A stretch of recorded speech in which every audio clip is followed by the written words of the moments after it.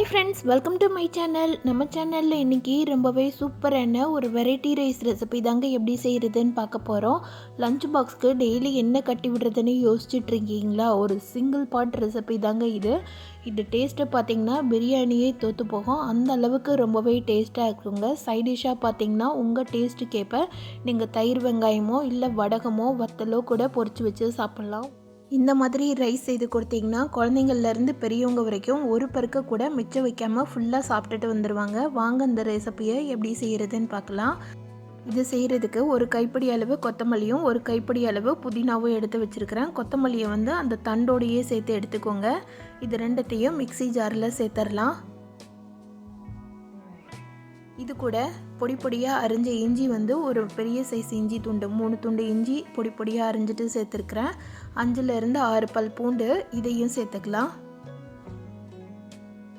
இது கூட 3 பச்சை மிளகாய் சேர்த்துக்கலாம். தக்காளி பழம் மீடியம் சைஸ் தக்காளியாக ஒரு 3லேருந்து 4 தக்காளி பழம் எடுத்து தண்ணி எதுவுமே ஊற்றாமல் நல்லா பேஸ்ட் மாதிரி அரைச்சி எடுத்துக்கோங்க. இந்த மாதிரி நல்லா திப்பியாக இல்லாமல் நல்லா வலுவலுன்னு அரைச்சி எடுத்துக்கோங்க. இது ஒரு சைடு இருக்கட்டும். இப்போ குக்கரில் 2லேருந்து 3 ஸ்பூன் அளவு எண்ணெய் சேர்த்துருக்குறேன். நீங்கள் நெய் சேர்க்குறதுனால சேர்த்துக்கலாம். இது கூட 1 ஸ்பூன் அளவு கடுகுளுந்த பருப்பு, 1 ஸ்பூன் அளவு சோம்பு, 2 துண்டு பட்டை, ஒரு 4 கிராம்பு, 3லேருந்து 4 ஏலக்காய், ஒரே ஒரு பிரிஞ்சி இலையை 1-2 கிள்ளி வச்சுருக்கிறேன். அதையும் சேர்த்துக்கலாம். சேர்த்துட்டு இது கூட கொஞ்சமாக அன்னாச்சி பூ இருந்ததுன்னா அதை சேர்த்துக்கோங்க. நல்ல மணமாக இருக்கும். பெரிய வெங்காயம் 2 பெரிய வெங்காயத்தை நீளமாக அரிஞ்சு வச்சுருக்கிறேன். அதையும் சேர்த்துக்கலாம். சேர்த்துட்டு வெங்காயத்தை நல்லா வதக்கி விட்டுடுங்க. வெங்காயம் லைட்டாக கோல்டன் கலர் ஆகணும், அந்த அளவுக்கு வதக்கணும். இது கூட ஒரு கொத்து கருவேப்பிலையும் சேர்த்துட்டு நல்லா வதக்கிடலாம்.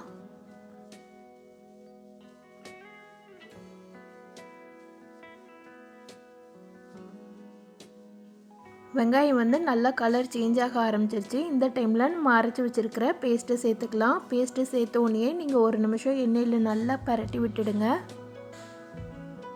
இதில் நம்ம தக்காளி இதெல்லாம் பச்சையோடு சேர்த்துருக்குறோம். அதனால் அது வதங்கிறதுக்காக ஒரு நிமிஷத்துலேருந்து 2 நிமிஷம் வரைக்கும் அந்த எண்ணெயிலேயே நல்லா வதக்கி விட்டுடுங்க. வதக்கி விட்டுட்டு 1 ஸ்பூன் அளவு மஞ்சத்தூளும் இந்த கிரேவிக்கு தேவையான அளவு உப்பும் சேர்த்துக்கலாம்.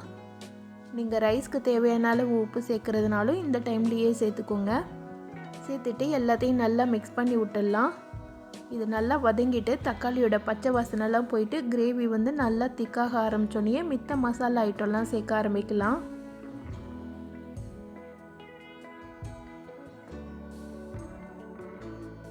இப்போ பாருங்கள், மசாலா நல்லா மிக்ஸ் ஆகிட்டு எல்லாமே நல்லா கொதிச்சு வந்திருக்கு. லைட்டாக எண்ணெய் பிரிய ஆரம்பிச்சிருச்சு. தண்ணியெல்லாம் வற்றிட்டு நல்லா திக்காக ஆரம்பிச்சிருச்சு. பாருங்கள், இந்த டைமில் தான் நீங்கள் மசாலா ஐட்டம் சேர்க்கணும். முன்னாடியே சேர்த்திங்கன்னா டேஸ்ட் நல்லா இருக்காது. நல்லா வதங்கினதுக்கப்புறமும் மசாலா ஐட்டம் சேர்த்துக்கோங்க. 1 ஸ்பூன் அளவு மிளகாத்தூள், 1 ஸ்பூன் அளவு தனியாத்தூள், 1/2 ஸ்பூன் அளவு கரம் மசாலா இதெல்லாத்தையும் சேர்த்துட்டு நல்லா மிக்ஸ் பண்ணி விட்டுடுங்க. நான் காரம் கம்மியாக தான் போட்டிருக்கிறேன். நீங்கள் எக்ஸ்ட்ராவாக காரம் வேணும்னா மிளகாத்தூள் ரேஷியோவை மாற்றிக்கோங்க.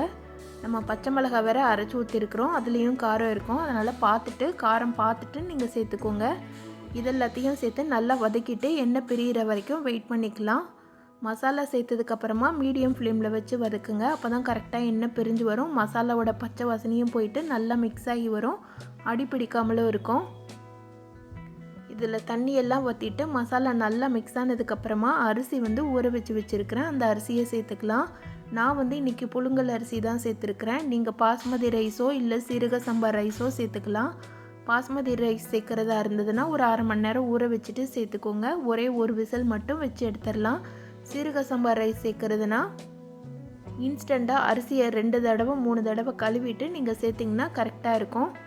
இதுக்கு தேவையான அளவு தண்ணி ஊற்றிட்டு உப்பு சரியாக இருக்கான்னு சொல்லிவிட்டு செக் பண்ணிடுங்க. செக் பண்ணிவிட்டு ஒரு முறை நல்லா கலந்து விட்டுடுங்க. அரிசியும் மசாலாவும் நல்லா மிக்ஸ் ஆகி வரணும். இது கலக்கும் போதே வாசம் அவ்வளவு மணமாக இருந்ததுங்க. இது லைட்டாக ஒரு கொதி வந்தோடனே விசில் போட்டுடலாம்.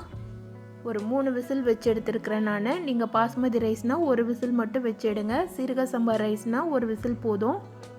அவ்வளோதாங்க, மணக்க ஒரு அருமையான வெரைட்டி ரைஸ் ரெடி பண்ணிட்டோம். சைட் டிஷ்ஷாக உங்களுக்கு தேவைக்கேற்ப நீங்கள் தயிர் வெங்காயமோ வத்தலோ கூட பொரித்து வச்சு சாப்பிட்லாம். லஞ்ச் பாக்ஸில் கட்டி விடுறதுக்கு ரொம்பவே அருமையான ரெசிபிங்க. குழந்தைங்கள்லேருந்து பெரியவங்க வரைக்கும் எல்லோரும் விரும்பி சாப்பிடுவாங்க. ஒரு பருக்க கூட மிச்சம் கொண்டு வர மாட்டாங்க. இந்த டேஸ்டான ரெசிபியை நான் சொன்ன மெத்தடில் நீங்களும் செய்து பார்த்துட்டு எப்படி இருந்துச்சுன்னு கமெண்ட் பண்ணுங்கள். இந்த வீடியோ பிடிச்சிருந்ததுன்னா இந்த வீடியோக்கு லைக் பண்ணி சேனலையும் சப்ஸ்கிரைப் பண்ணிவிடுங்க. Thank you friends.